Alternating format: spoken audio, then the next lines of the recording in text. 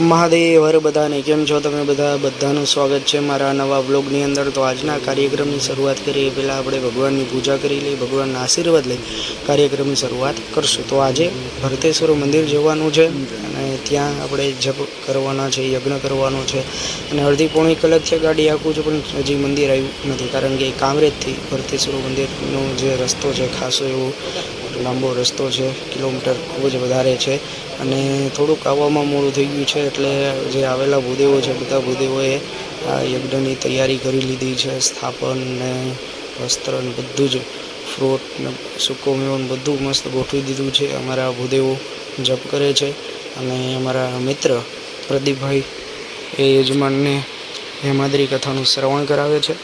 હેમાદ્રી કથા પૂરી થાય એટલે તરત જ યજ્ઞ શરૂ કરવાનો છે, પૂજા શરૂ કરવાની છે અને અમારા આશીષભાઈ ત્રિવેદી કથાકાર એ પૂજા કરાવે છે અને સાથે સાથે પુણ્યવાચનની તૈયારી પણ કરાવે છે અને ભૂદેવોએ મસ્ત એવા સ્થાપન ગોઠવી દીધા છે, પાત્ર તૈયાર કરી દીધા છે અને અમારે અહીંયા પૂજા પૂરી થઈ ગઈ છે બધી।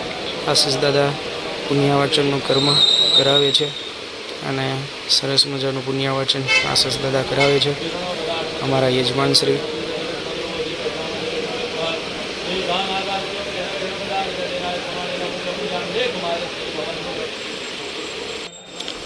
પુણ્યવાચન કર્મ પરિપૂર્ણ થઈ ગયું છે અને અત્યારે નક્ષત્રના જે દેવ છે, આદિદેવ પ્રત્યાદિદેવ પ્રધાનદેવ એ બધાનો અભિષેક ચાલે છે અને સરસ મજાનો અભિષેક પૂજા બધી જ વસ્તુ પરિપૂર્ણ થઈ ગઈ છે અને ગણપતિ દાદાથી લઈ અને મહાદેવ સુધીના જેટલા પણ દેવી દેવતાઓ છે, નક્ષત્રના દેવી દેવતાઓ છે, બધાની પૂજા સરસ મજાની કમ્પ્લીટ થઈ ગઈ છે।